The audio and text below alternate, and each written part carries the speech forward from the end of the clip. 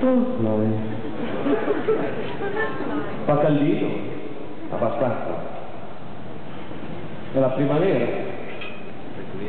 In primavera fa caldino. L'inverno fa più freddo. Così perché d'inverno le temperature sono più alte, è per quello che fa più freddo. Poi in primavera fa più caldino. Caspita, un barometro, Un barometro, grazie. Sono un barometro. Nel senso che la ingoverai a un muro. Mi stavo dimenticando che devi fare gli auguri. Perché? È il mio compleanno. Ah dai, veramente? Allora gli faccio auguri, a 4 di questi giorni. Grazie. Ho rischiato di non compiermi, perché ieri sera per poco uno con la macchina non mi metteva sotto. Uno con un macchinone nero, con lo scuro.